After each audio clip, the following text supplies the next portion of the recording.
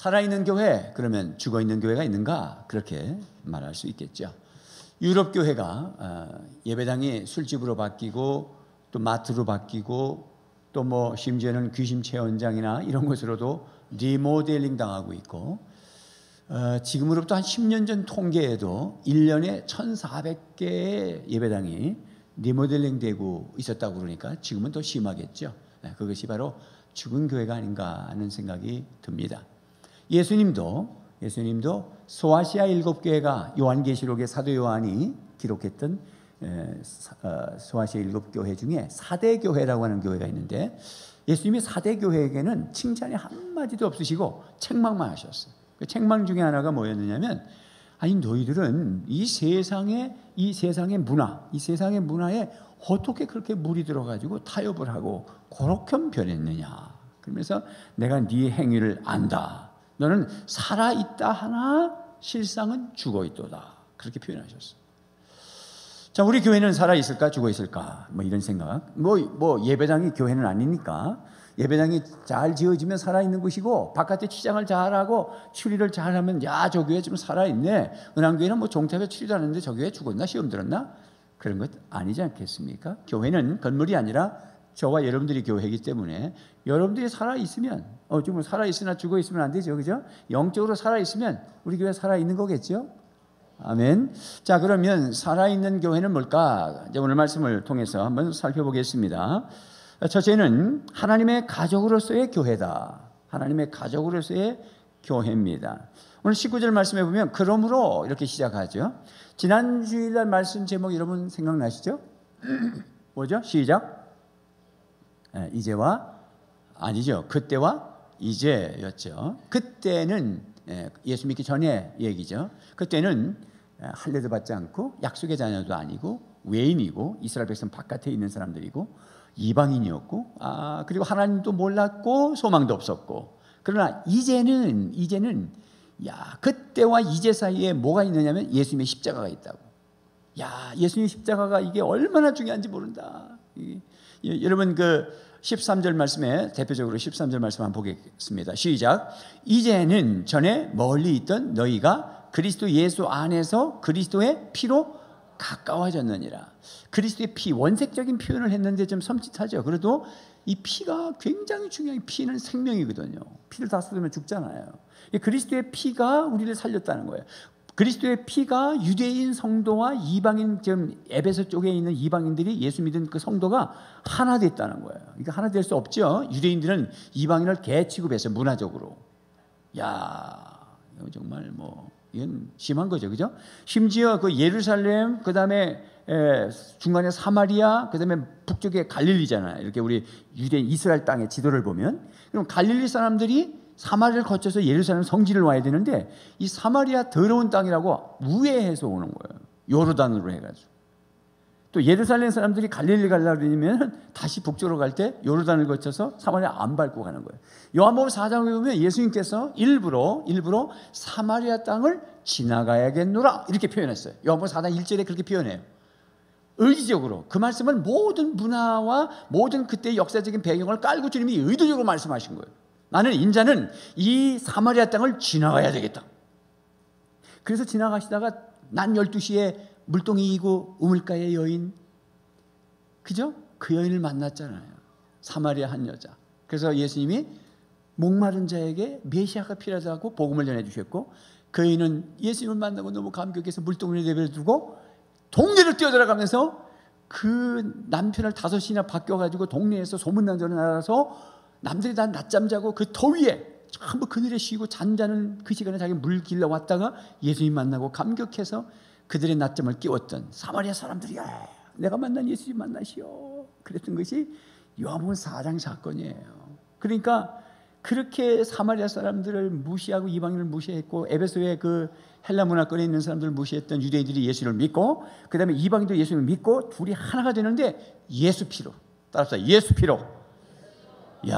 여러분 우리나라 역사에 보면 고려 시대가 있었고 이제 통일 삼국 시대가 있어서 그 다음에 고려 시대가 오고 그 다음에 조선 시대, 그 다음에 대한민국 정부가 오죠. 이 고려 시대에는 승불 정책, 즉 불교를 숭배하는 정책이었어. 그 다음에 조선 시대에는 숭유 정책, 즉 유교를 숭배했다고. 근데 이 조선 말기에 선교사들이 들어오는 거예요. 일본을 거쳐서. 미국에서부터 언더우드나 이 앞에서가 들어올 때 배 타고 한 달여를 파도를 헤치면서 오바이트 해가면서 젊은 청년들이 20대 후반들이 이 조선 땅을 향해서 선교로 들어왔다고. 그 일본은 거쳐오면서 그 거쳐오는데 그들의 목표는 조선 땅이었어. 일본은 1%도 안 되는데 크리스찬들이 우리는 지금 20%를 유포하잖아요. 이미 10%가 되면 선교 대상 나라가 아니야. 그 나라에 크리스찬들이 10%가 있다 그러면 선교 전략상 그들은 선교 대상국이 아닙니다. 그건 자립해서 당신들이 얼마든지 살릴 수 있다는 거죠. 대한민국이 이렇게 복받았어요. 그리스도의 피가 우리를 이 조선 땅에 복음을 받게 하고 저와 여러분들이 예수 믿고 천국 갈 수 있다는 게 얼마나 축복인지. 나 혼자만 축복인 것 같아요. 하여튼 여러분들도 아멘입니까? 우리 젊은 오표원들은 아직 그냥 이게 시간이 천천히 가고 뭐 아픈 게 잘 뭔지 모르고 그렇지 않는지 모르겠어요. 제가 젊은 청년 때도 이빨이 아픈 게 뭔지 뭐 두통이 뭔지 뭐 어디가 소화가 안 되거나 뭐 그게 뭔지 몰랐어요. 근데 지금 여러분들도 그렇습니까? 여러분들은 너무 약해가지고 벌써 치통이 있고 틀리한 거 아니에요? 그럼 골지 아픈데? 그런데 말이죠. 이게 나이가 들어가면서 절절히 느끼는 것이 이 복음이 들어왔다는 게 얼마나 감사한지 몰라. 이제는 그러면서 오늘도 그러므로 이제부터 그러니까 그런 은혜를 받았으면 우리가 어떻게 해야 된다라는 사실을 밝히고 있는 거예요.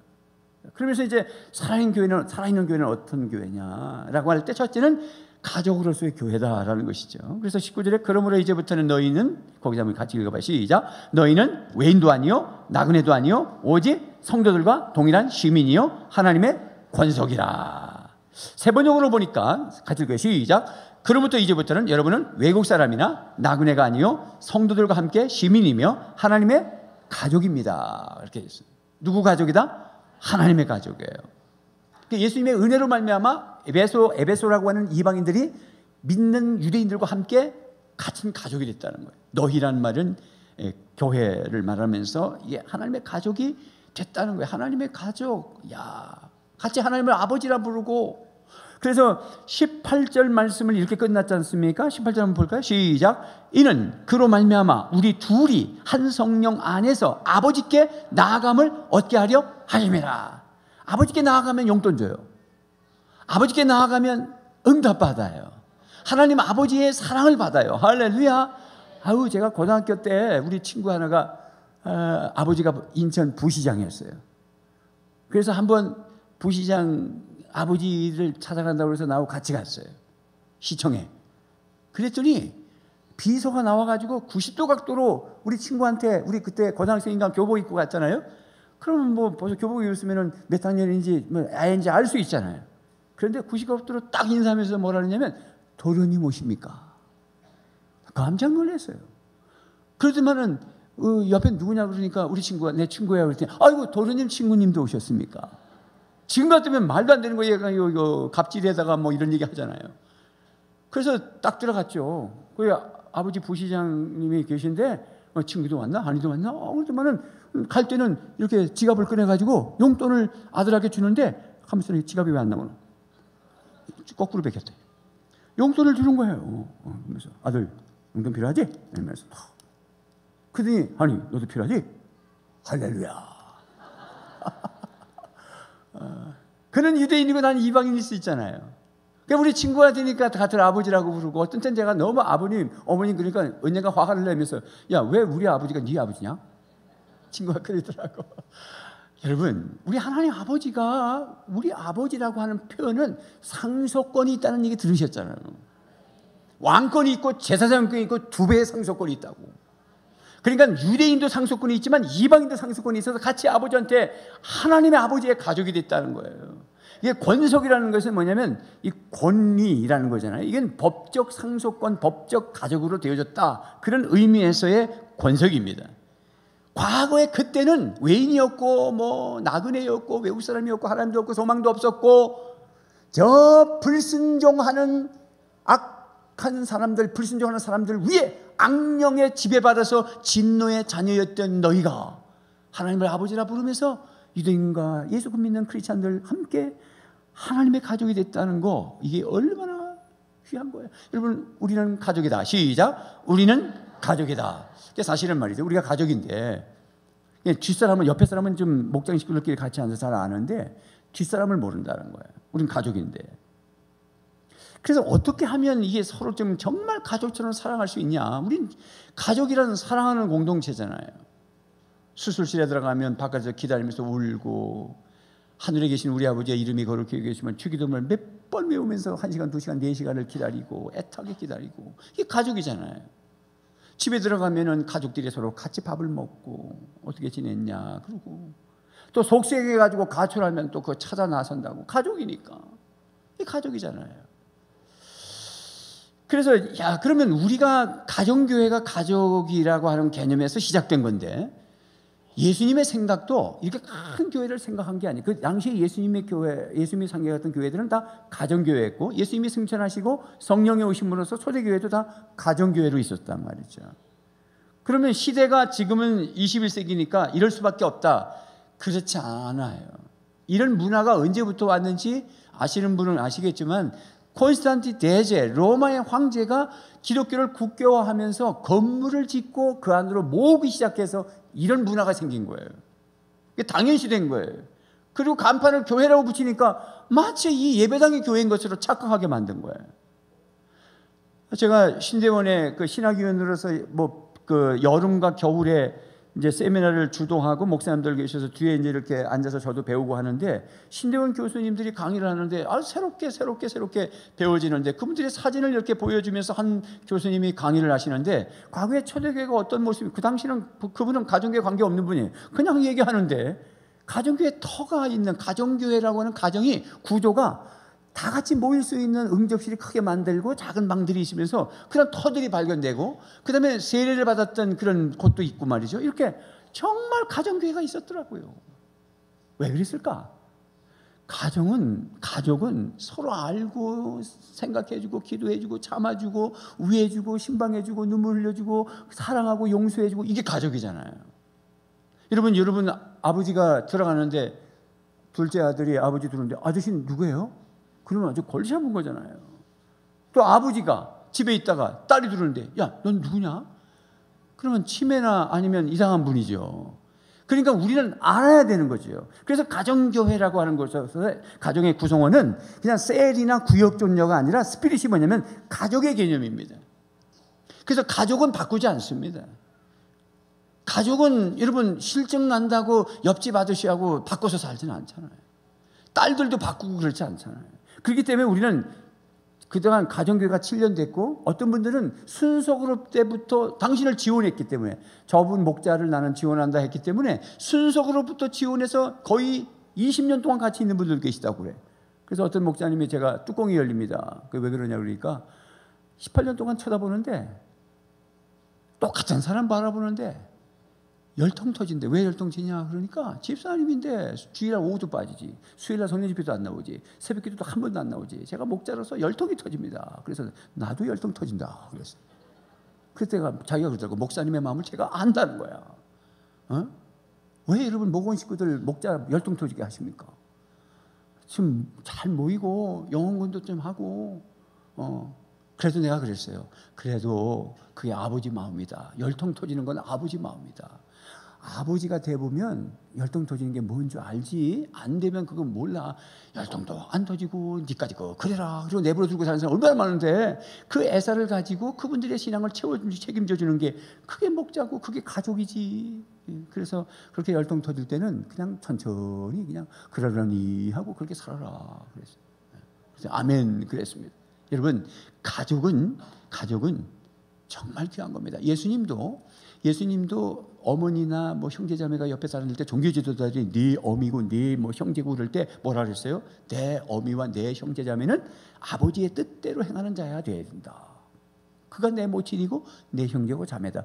그러니까 우리 주님도 가족 개념으로 교회를 생각하셨어요. 제가 패친 중에 신아무개 장로님이라는 분이 계셔요. 다른 교회 장로님이신데, 이분은 생약을 개발하면서 화장품도 만들고 아주 좀 특이한 분이에요. 특허도 많이 내신 분인데, 얼마 전에 보니까 그 페북에다가 이렇게 글을 올렸는데 제가 깜짝 놀랐어요. 자, 한번 제가 읽어볼게요. 내가 큰 딸을 찾은 곳이 바로 인터넷이었으니 참 묘하다. 컴퓨터 학원에 다니며 배운 것이 딸을 찾게 될 줄은. 어느 날 인터넷 검색을 하다 사진 한 장이 나오며 쭉 지나가는데 딱 보니 내 딸이 모습이었다.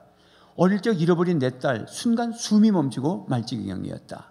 정신이 혼미하고 정신조차 못 차리고 벌벌 떨고 있었다. 이게 진짜인지 꿈인지를 손이 떨리고 도저히 진정이 안 돼요. 이가 진짜 아니면 어쩌나 두려움에 안정이 안 돼요. 전화를 들고는 도저히 내 정신이 아니고, 전화를 해보니 이름도 끝자가 틀리고 나이도 틀리고, 그래서 무작정 서울로 올라갔다. 처음엔 만나게 안 해주었다. 모바일 검사, 가정사 검사, 집에 와서 모든 것을 알아보고 옛날 아이와 찍었던 앨범 아무튼 철저하게 조사한 뒤에 하루가 10년같이 시간이 지나고 연락이 왔다. 유전자 검사 결과 딸이 맞다고. 기적이다. 이런 기적이, 모든 것이 주님의 은혜라. 교회에서 장로지만 바보처럼 하라면 하라는 대로 그렇게 순종하면서 살았다. 아니, 병신처럼 살았다. 말씀에 순종하는 그 모습을 보시고 축복해 주셨으리라. 처녀가 되어버린 큰딸을 은혜로 그리 찾았다. 그래서 제가 댓글로 자녀님 몇 년 만에 만나신 거예요? 그랬더니 15년 만에 만났다는 거야. 근데 제가 그 아버지 마음을, 내가 눈물이 나더라고. 여러분, 어릴 적에 잃어버렸는데 나이가 25세인가 그래요. 그러니까 7, 8살, 한 10살 때 잃어버렸으니까 15년, 25년 됐잖아요. 그러니까 인터넷 우리 한 번씩 들어가면 뭐 그림 사진도 지나가는데 어떻게 그게 딸인 게 직감도 느꼈을까요? 아비의 마음은 한 번도 딸을 잊어버린 적이 없는 거야. 어떻게 잠을 잘 수 있었겠어요? 처음에 얼마나 찾아서 헤맸겠어요. 근데 그림으로 시장을 지나가는데 내 딸이 맞다는 생각이 들더래요. 그러니까 알아보는데 나이도 틀리고 이름도 틀리고 유전자 검사에 맞는 거예요. 근데 그 나이에 그 딸이 지금 40이 됐대. 야, 여러분, 우리가 목장의 목자, 목녀, 목장 식구들이 가족이면 여러분 잃어버린 장기 교섭자 찾아야 되는 거잖아요. 지가 알아서 오겠지. 우리 지금 자매님 간증하시는데 그때 한 번 날더라 교회 가자 하는 사람을 수소문해서 왔다잖아요. 이 바깥에 하나님이 선택한 백성들이 갈망하고 기다리고 계셔요. 어떻게? 살아있는 교회는 가족을 초청하고 만들고 찾아가고 세우고. 할렐루야. 두 번째는, 살아있는 교회는 말씀의 기초 위에 세워진 교회다. 언약의 기초 위에 세워진 교회다. 20절 말씀에 보면, 20절 같이 읽어보겠습니다. 시작. 너희는 사도들과 선지자들의 터 위에 세우심을 입은 자라. 그리스도 예수께서 친히 모퉁이 돌이 되셨느니라. 자, 여기서 말씀에 오해가 없어야 될 것은 뭐냐면, 사도들과 선지자들의 터 위에 교회가 세워졌다라고 할 때 사도들과 선지자가 교회의 기초석이라고 생각하면 안 되는 거예요. 여기에 이 말씀은 사도들이 전한 말씀, 선지자들이 예언한 그 말씀, 구약이죠. 구약과 신약의 그 말씀의 기초 위에 교회가, 너희가 세워졌다. 그리고 예수님은 모퉁이 돌이 됐다. 여러분, 초가집을 지금은 뭐 짓는 걸 잘 보기가 어려우시겠지만 기초돌 한 4, 5개 놓고 거기에 기둥을 세워서 엮죠. 그리고 집어넣고 석가래를 넣고 보를 얹죠. 그러니까 이 주춧돌이 연결점이죠. 그게 무너지면 다 무너지는 거예요. 예수님은 바로 그런 머릿돌이 되시면서 기초돌이 되는 거예요. 그러니까 말씀 위에 교회를 세운 교회는 살아있는 교회예요. 믿습니까? 어떤 사람의 생각, 어떤 사람의 돈 많이 헌금해서 예배당을 지어서 주인 노릇하는 그 사람이 자기 교회 주인이라고 흔드는 사람이 한국교회에 제법 좀 있어요. 아주 골치 아픈 거죠. 아무도 못 말리고요. 목사님을 월급쟁이로 부리고요. 참 기가 찬 거죠. 네? 정말 기가 찬 거예요. 그런 데는요.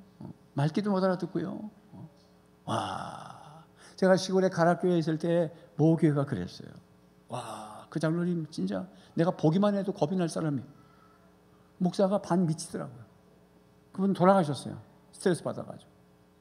저는 그때 전도사님이고 당신은 목사인데도 저한테 거의 큰 죄를 하듯이 인사를 해요. 그렇게 사람이 헷갈리는 거예요. 스트레스를 받아가지고. 와, 여러분 정말 하나님 앞에서 어떻게 계산하려는지요. 여러분, 교회의 주인은 주님이십니다. 교회의 기초는 예수님의 말씀입니다. 할렐루야. 예수님께서 베드로가 신앙 고백을 했잖아요. 너는 나를 누구냐 하냐 그랬더니 마태복음 16장 16절 나오잖아요. 마태복음 16장 16절 시작. 시몬 베드로가 대답하여 이르되 주는 그리스도시요 살아계신 하나님의 아들이십니다. 이게 복음의 요약이죠. 시작. 주는 그리스도시요 살아계신 하나님의 아들이십니다. 예수님이 그 소리를 듣고 너무 좋으셔가지고 바요나 시모나, 바요온이라는 말은 요나의 아들 시모나, 네가 고백한 건 아버지가 준 것도 아니고 하나님이 너에게 고백을 준 거야. 그래서 너 이름을 내가 베드로라 할 거야. 페트로스라는 말이죠. 네가 그렇게 반석 같은 신앙의 고백을 하니 네 별명은 베드로다. 예수님은 유머가 많으세요. 별명을 지어주는 거 보니까 베드로. 자, 그래서 그러시면서 그 다음에 뭐라고 말씀하셨냐면 18절 말씀에 한번 앞에 나올 겁니다. 시작. 또 내가 네게 이르노니 너는 베드로라. 내가 이 반석 위에 내 교회를 세우리니 음부의 권세가 이기지 못하리라. 아멘. 여기에 오해가 있어서는 안 되죠. 이 반석이라고 할 때 금방 베드로 이름을 시몬인데 베드로, 페트로스라는 반석의 이름을 지어놓고 이 반석이라고 그랬으니까 해석을 잘못하면 베드로 위에 교회를 세우는 게 되죠. 마치 오늘 본문 말씀에 사도들과 선지자들의 터 위에 세웠다라고 그랬으니까 그 사람들 위에 교회를 세웠다고 생각할 수 있잖아요. 여러분, 그냥 우리가 상식적으로 사람 위에 교회 세워가지고 그 사람 망하면 교회 망하는 건데 말이 안 되는 거죠. 교회는 건물이 아니라 영원한 하나님의 백성들이잖아요. 그러니까 기초가 사람이 돼서는 영원할 수 없지요. 상식이죠. 그런데 이단들은 교주로 자기를 만들어 놓고 사도와 선지자를 두 감람나무 어쩌고저쩌고 해서 자기를 교주로 만들거나 또 베드로를 반석으로 놓아서 교회를 세우고 교황들이 베드로 2세, 3세 하면서 요한 1, 2, 3세 하면서 또 세워가는 거잖아요. 이게 잘못된 거예요. 여기서 말하는 것은 네가 베드로라고 이름을 준 이유가 뭐냐면 주는 그리스도시여 살아계신 하나님의 아들이라고는 신앙 고백이 너무 좋아서 반석이라고 준 거지 네 베드로 위에 교회를 준다는 말이 아니니 바로 그 신앙 고백 위에 교회를 세우겠다는 말씀이죠. 할렐루야. 그러므로 살아있는 교회는 말씀 위에 세워지는 것입니다. 기초는 예수님 뿐이세요. 이건 상식이지요. 그래서 고린도전서 3장 11절 말씀해 보면 여러분 교환에 없는 건 앞에 빨리 보시고 성구를 적을 수는 없죠. 그래서 고전 3-11 이렇게 빨리 메모해 놓으시게 되겠죠. 자, 한번 읽어봐요. 시작. 아무도 이미 놓은 기초이신 예수 그리스도 밖에 또 다른 기초를 놓을 수 없습니다. 당연하죠. 아무도 이미 놓은 기초이신 예수 그리스도 밖에는 또 다른 기초를 놓을 수 없어요.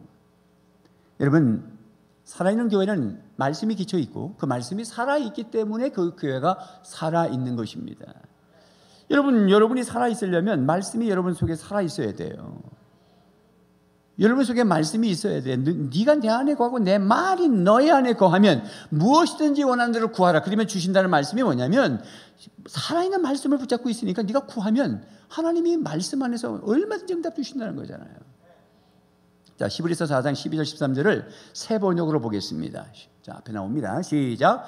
하나님의 말씀은 살아있고 힘이 있어서 어떤 양날 칼보다도 더 날카롭습니다. 그래서 사람 속을 꿰뚫어 혼과 영을 갈라내고 관절과 골수를 갈라놓기까지 하며 마음에 품은 생각과 의도를 밝혀냅니다. 13절에 하나님 앞에는 아무 피조물도 숨겨진 것이 없고 모든 것이 그의 눈앞에 벌거숭이로 드러나 있습니다. 우리는 그의 앞에 모든 것을 드러내 놓아야 합니다.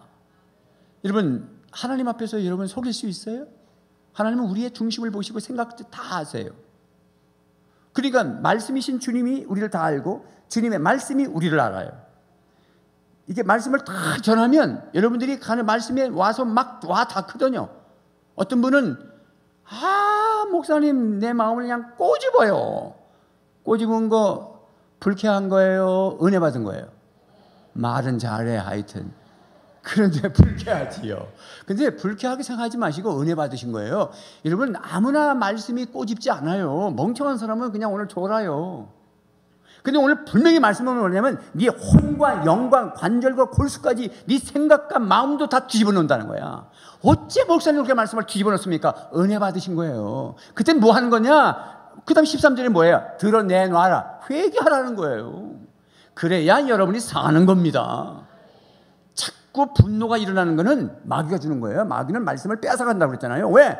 제대로 살겠거든. 말씀이 들어가면 이 사람은 회복되고 제대로 사는 게 못 보는 게 마귀는. 그래서 씨 뿌리는 비유에서 길가에 떨어진 거 새들이 먹는 걸 예수님이 해석해 주셨으나 마귀가 가져간다고. 여러분, 말씀을 아멘으로 받으셔야 됩니다. 이 말씀이 살아있으면 여러분이 살아요.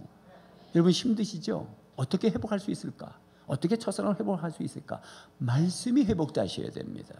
다시 통독하기 시작하셔야 되고, 스마트폰 보는 거 좀 절제하시고, 머리맡에 그지고 들어가는 거 그냥 인내하고 바깥에 놓고 주무셔야 되고, 그냥 말씀 시편 읽고 잠언서 읽고 그냥 다시 한번 해보시고 통독하고 상공부하시면서 자기를 경영하셔야 돼요. 이게 설교 요약지 있으면 그냥 집에 언제 갖다 처박아 놨는지 지금 1월달서부터 아무것도 없고 그렇게 살지 마시고, 모으고 메모하고 노트에 붙이고 해봐요. 그냥 막 열이 나요. 뭐 1도가 올라가면 뭐 암이 안 걸린다나 1도가 아니야 10도라도 올라갑니다. 말씀이 회복되어야 되는 거예요. 여러분, 이 지금 에베소 교회잖아요. 에베소 교회인데 바울이 사도행전에 보면 역사서거든. 신약의 역사서인데 에베소서가 처음 태동할 때 어떤 역사가 있었는지를 19장, 사도행전 19장에 보니까 그 당시에 에베소 교회는 담임 목사가 누구냐면 아볼로였어요. 아 목사님이셨어.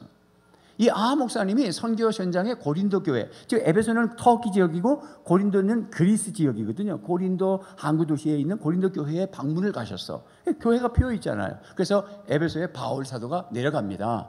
그 가가지고 이 에베소 교회 몇몇의 제자들에게 너희들이 성령을 받았느냐 그렇게 물었더니 성령 무슨 말이야? 성령이 뭐예요? 그랬더니 아볼로 목사님이 말씀을 많이 가르쳤는데 성령의 충만한 역사를 경험하지 못했던 거예요. 그래서 바울이 안수하니 그들이 성령 세례 받고 방언도 하고 예언도 하더라. 그렇게 말씀이 나와요. 그리고 나서 바울이 어디를 가냐면 회당에 갑니다. 왜냐하면 회당에 일주일에 한 번씩 유대인들이 모이잖아. 그래서 제자들 끌고 거기 들어가서 앉혀놓고 당신이 3개월 동안 말씀을 강론합니다. 이 강론이라는 것은 관찰, 해석, 적용. 관찰, 해석, 적용. 제가 지금 설교하는 방법대로 관찰하고 말씀을 그 다음에 해석해주고 오늘 우리에게 적용하죠. 이게 강론입니다. 자, 그렇게 3개월 동안 하는데 그 사도행전 19장 9절에 이렇게 반응을 했어요. 9절 한번 나올 겁니다. 시작. 그러나 몇몇 사람은 마음이 완고하게 되어서 믿으려 하지 않고 온 회중 앞에서 이 도를 비난함으로 바울은 그들을 떠나 제자들을 따로 데리고 나가서 날마다 두란노 학당에서 강론했어요. 근데 고대 사본에 보니까 거기 뭐라 그랬어요? 오전 11시부터 오후 4시까지 강론했어. 저는 이 말씀을 일부러 찾으려고 한 건 아니었는데 어떻게 연구하다 보니까 그게 보여서 내가 얼마나 은혜 받았는지 몰라. 5시간 설교하는 바울 사도가 있었구나. 나는 앞에서 숫자 봐가면서 그냥 얼마나 쫓기면서 설교하는데 이제부터 그럴 필요가 없겠구나. 오전 11시부터 오후 4시까지 5시간을 강론했다는 거예요. 그 에베소서 그 지금 보니까 두란노 학당, 이제 요즘으로 말하면 학당으로 해놨는데 서원에서. 근데 그 당시에 회당에서 3개월 가르칠 때 온 회중들이 도에 대해서 그 말씀에 대해서 비난을 하고 그러는데 그때 바울은 일어나면서 제자들만 데리고 나와가지고 학당에서 서원에서 에베소 이 두란노 서원에서 2년 동안을 5시간씩 계속 말씀을 가르쳤어. 그랬더니 에베소 교회에 역사가 일어나기 시작하는 거예요. 바울의 손으로 놀라운 능력을 행하고 11절 말씀해 보니까 사도행전 19장 11절에 그 다음에 바울의 몸에서 이 손수건이나 앞치마, 그러니까 이 바울이 뭐 했던 사람이냐면 텐트를 직접 만들어가면서 자비랑 선교를 했던 분이에요. 그러니까 일을 하는 사람들이 보면 구두수성공도 보면 앞치마 이렇게 가죽 같은 걸 대잖아요. 그 앞치마를 벗어준 거야. 바쁘니까. 그 환자한테 놓으면은 악한 영이 떠나고 질병이 낫는 거예요. 얼마나 역사가 나타나는지. 여러분, 여러분이 회복되는 것은 말씀이 회복되는 거예요. 할렐루야. 그러니까 마술하는 사람들이 흉내 내려고 그 마술했던 사람들도 다시 바울이 놀라운 역사가 일어나니까 지들도 한번 흉내 내다가 귀신 들린 사람들이 막 올라탔잖아요.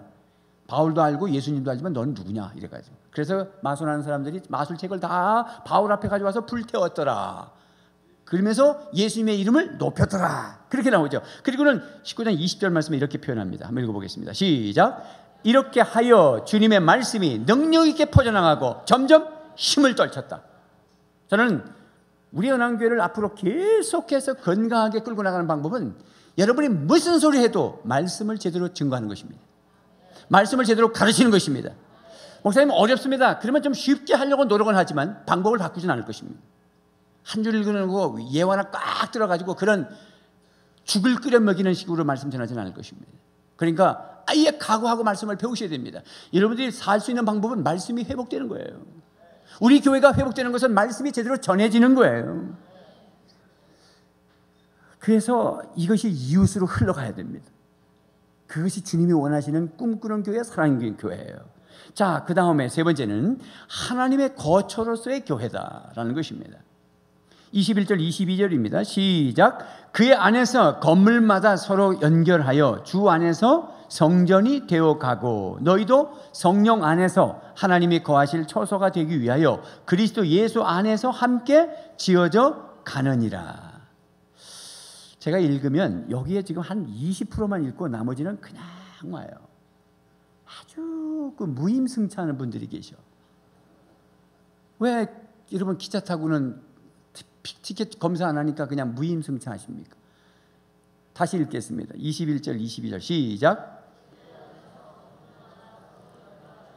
에이, 지금 여기 600명 정도 앉아 있거든요. 어떻게 그렇게 궁시렁궁시렁 합니까?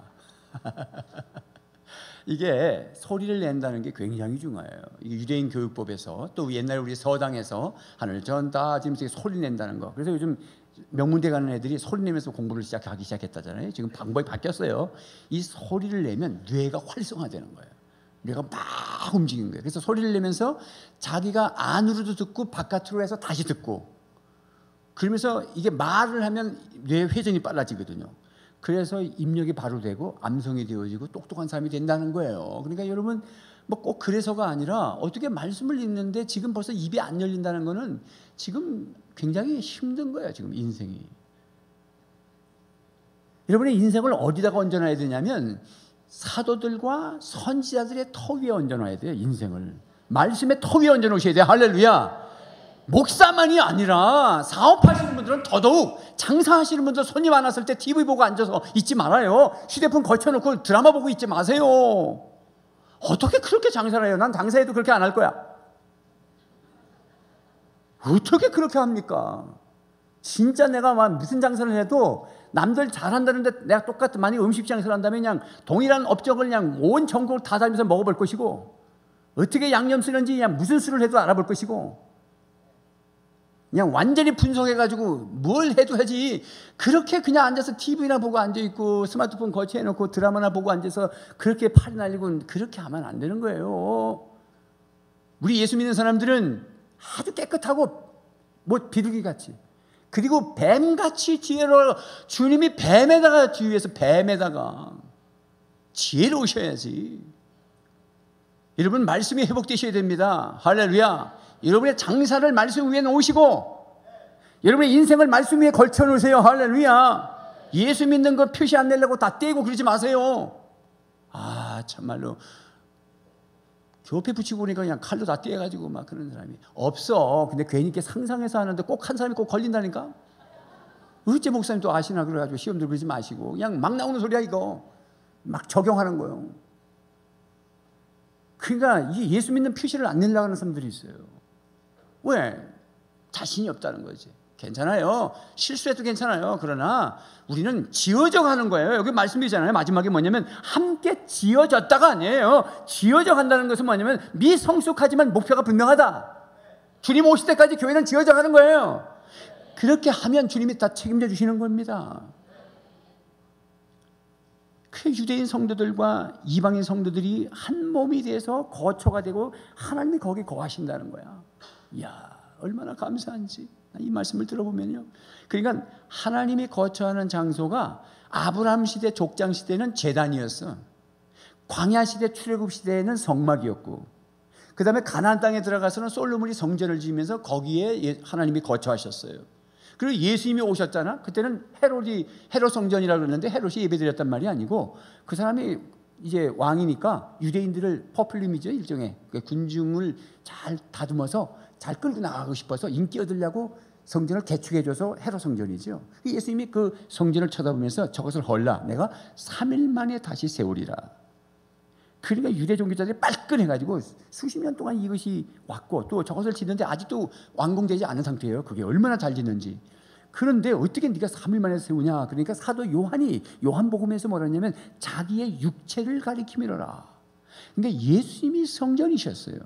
근데 예수님이 십자가 지시고 보혈의 피를 흘렸더니 그 성전의 휘장이 위에서부터 아래로 확 찢어져 버렸어. 그 말은 다 하나가 돼서 아버지께로 나가는 거예요. 그리고 예수님이 승천하시잖아. 누가 오셨죠? 성령이 오셨어. 성령이 우리 가운데 오셨어. 할렐루야. 그래서 오늘도 성령 안에서 우리는 처소가 되고 성전이 된다. 우리가 성전이 되는 거예요. 우리가 집에 가면 성전으로 가는 거지 김집사로 가는 것도 아니고 아빠로 가는 것도 아니야. 동일한 한 사람이 성전으로 직장 가시는 것이고 기차를 타는 거예요. 우리는 성전으로 지금 내려가셔야 되는 거예요. 또 주님이 뭐라 그러시냐면 베드로 사도를 통해서 이렇게 얘기했어요. 한번 보세요. 베드로전서 2장 4절 같이 읽어보겠습니다. 시작.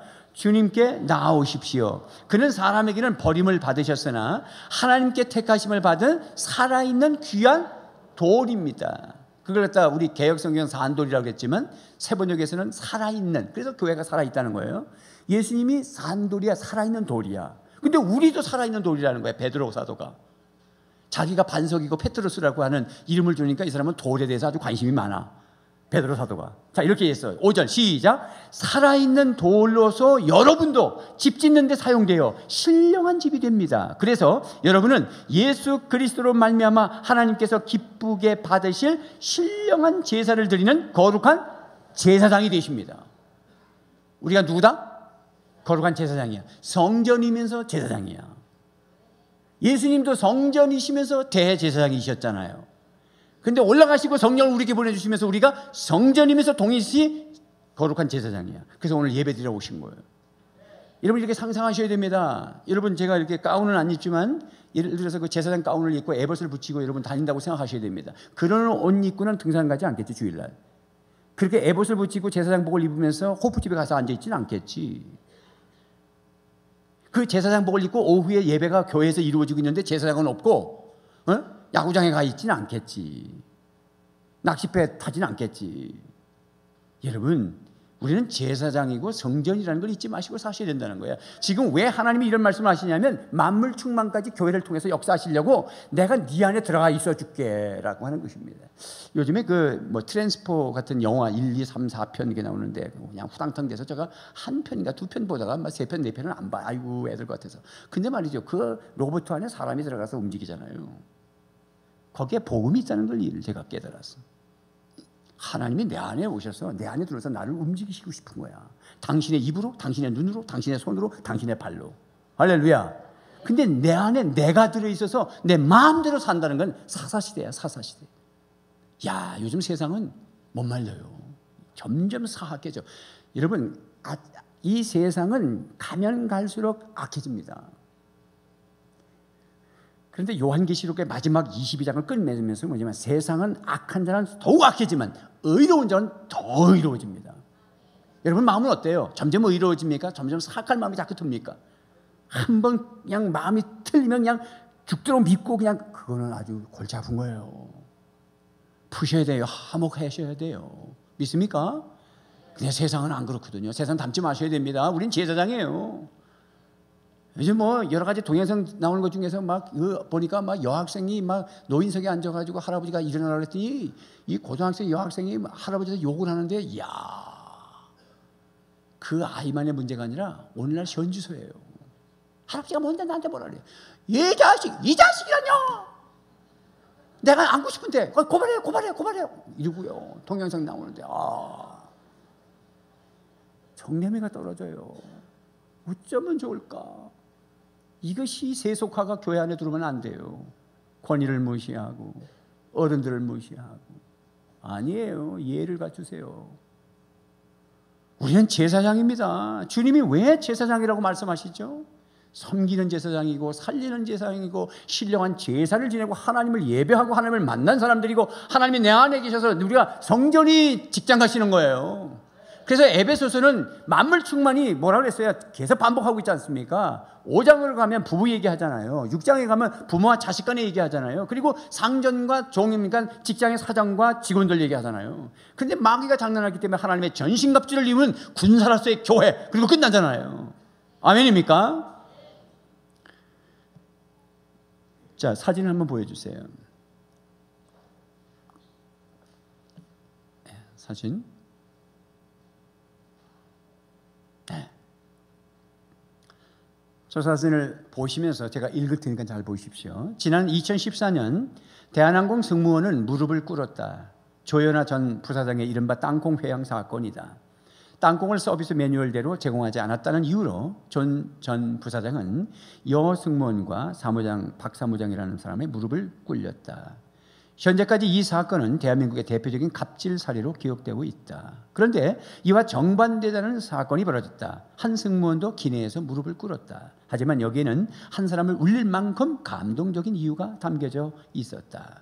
지난달 30일 온라인 미디어 굿타임즈는 중국 하이난 항공사 기내에서 장애인 승객을 위해 무릎을 꿇고 응대한 승무원 찬 쇠송의 사연을 재조명하였다. 매체에 따르면 지난 2015년 12월경 장애인인 니우 씨 71세 하이난 항공기에 아내와 함께 탑승했다. 니우는 휠체어 없이는 이동이 불가했으며 수저도 혼자 들지 못할 정도로 신체 조절이 힘들었다. 설상가상으로 자신을 항공사 사정으로 돌봐줄 아내와도 다른 좌석에 배정되었다. 결국 니우 씨는 식사 시간 기내식이 나와도 음식을 먹지 못하는 상황에 처했다. 그는 아내가 와주기만을 기다리고 있었다. 그런데 그때 승무원 판이 다가왔다. 제가 도와드릴까요? 라고 말한 판은 조심스럽게 무릎을 꿇어 니우에게 음식을 떠먹여 주었다. 니우 씨는 가족이 아닌 타인이 베푼 배려심에 결국 눈물을 흘렸다. 승무원 판은 자신의 손수건으로 니우 씨의 눈물을 닦아주기까지 했다. 이 모습은 당시 함께 탑승해 있던 승객들이 촬영했다. SNS상에서 급속도로 퍼졌으며 승무원 판에 대한 칭찬이 이어졌다. 한국에서도 승무원이 무릎을 꿇었고 눈물을 흘렸다. 갑질에 의한 수치심이 담긴 눈물이었다. 중국에서도 승무원이 무릎을 꿇었고 눈물을 흘렸다. 무릎을 꿇었고 눈물을 흘렸다. 상대방을 배려한 마음에 흘린 감동의 눈물이었다. 우리나라에서도 갑질이 아닌 훈훈한 상대방을 배려한 훈훈한 일화가 전해지기를 진심으로 바라본다. 왕같은 제사장은 판이라고 하는 승무원처럼 무릎을 꿇고 섬기는 것입니다. 이것이 교회의 모습인 것입니다. 우리는 하나님을 경험하는 상 공부를 하고 있습니다. 이게 하경삼 헨리 블랙갑이라가 쓴 책인데 마지막 13단원에 들어가서 과에 가보면 이렇게 얘기하고 있습니다. 우리가 하나님을 경험하려면 어떻게 해야 되느냐? 하나님은 지금도 일하시는데 하나님이 일하시는 곳에 가서 순종하면서 함께 일하면 하나님을 경험할 수 있다. 우리 성도들이 다 하나님을 경험하기 시작하면 우리가 이웃에 나갈 때 아무 말도 안 해도 세상 사람들이 하나님을 경험하기 시작한다. 우리의 눈빛, 우리의 섬김, 우리의 무릎 꿇음에 사람들이 감동을 입으면서 하나님을 경험하게 되고 그들이 하나님을 경외심을 가지면서 아까 같이 사람을 찾아서 교회를 나오기 시작한다라고 얘기하고 있습니다. 여러분, 우리가 예배 끝나고 나갈 때 얼굴 표정 관리 잘 하시고 질서 있게 잘 내려가셔야 됩니다. 가운데로 막 내려가면서 새마을버스 운전수가 유리창을 열고 소리를 지르지 않도록, 주차할 때에 남의 집 상가 앞에다 해놓고 들어오지 말도록, 우리 아파트 가깝다고 갔다 갔다 대고 들으지 마시도록.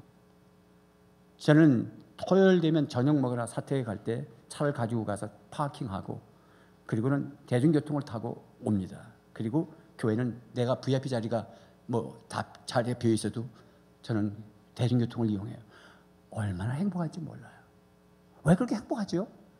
대중교통 전철 타는 거 잠깐이면 오더라고요. 장님 다음에 뭐더라? 뭐 이름도 잘 모르겠어요. 뭐 동매? 잠깐이면 동매가 버렸다고. 가끔 동매에서 내렸어. 그래도 즐겁더라고요. 걷게 하시니까. 여러분은 어떠세요? 왜 주일날 차 가지고 오시죠? 누구 전도하고 오시면 차 가지고 오세요. 그러나 당신 남편 하나 아내 하나 그러지 마세요. 우리가 왕 같은 제사장은 주인의식을 가지셔야 됩니다. 제가 왜 행복하죠? 주인의식을 가졌기 때문에 그렇습니다. 여러분들이 주인의식을 가지고 있는 사람들이면 행복해요. 섬기는 게 행복해요. 아주 작은 거지만. 우리가 1만 포기 김치 나누는 거부터 시작해서 하나님의 사회복지관을 우리에게 주신 이유들 다 이게 하나님이 세상 사람을 통해서 경험되어지는 현장이 될 것입니다. 우리 교회 그동안 잘했고 좋은 소문 많이 났고, 은한교회 그러면 택시도 공짜로 태워줘요. 택시 운동, 타기 운동을 했더니 어떤 자매가 나한테 카톡이 왔더라고. 목사님, 밤 9시에 택시를 탔는데 이야기를 주고받다가 은한교회 청년이라고 그러니까 은한교회 좋은 교회구나. 이한희 목사님 그 교회 나가는 교회구나. 그 택시 타기 운동에서 내가 몇 번 살할 은혜를 받았지. 그러면서 택시비를 안 받더라는 거예요. 세상이 알고 있습니다. 여러분 일부러 한번 부산역이나 어느 데 가서 은한교회 가자고 그러보세요. 어디 가지 말고 무슨 뭐 홈플러스 가자 뭐 어디 가지 마시고 그냥 은한교회 가자고 한번 해봐. 여러분 우리가 택시 타고 오게 한 지가 벌써 10여 년이 넘었습니다. 사랑하는 성도 여러분, 이 에베소 2장의 전체의 결론을 내리겠습니다. 이 전체 결론 중에 아주 핵심적인 단어들이 있습니다. 첫째가 함께 의식입니다. 시작. 함께 의식. 즉 예수님과 함께 십자가, 함께 부활, 함께 승천의 법적 지위를 가졌어요. 그러면 내가 그것을 누리려면 자기를 부정해야 됩니다. 자기 십자가를 철저하게 지시면 예수님이 나에게 오고 예수님의 부요가 내 것이 됩니다. 두 번째는 뭐냐면 작품의식이에요. 걸작품, 포에버라고 그랬죠, 헬라어로. 이 작품의식이에요. 여러분 비관하지 마세요. 이 세상에 여러분은 하나뿐이에요. 하나님이 여러분을 작품으로 만드신 이유는 선한 일 하도록 만드신 것입니다.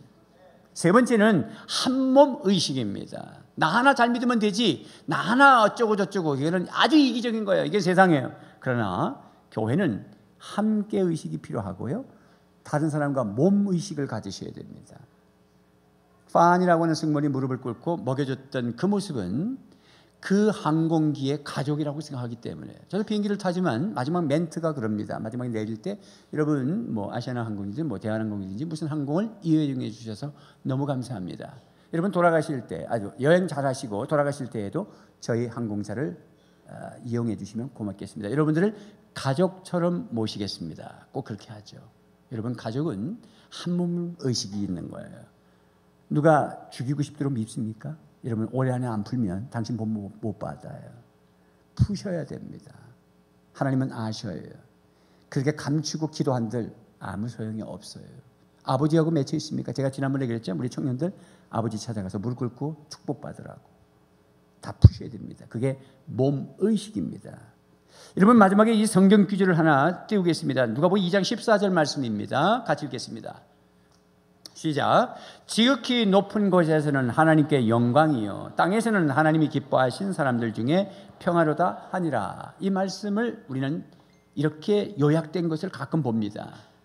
하늘에는 영광, 땅에는 평화. 그렇지 않습니다.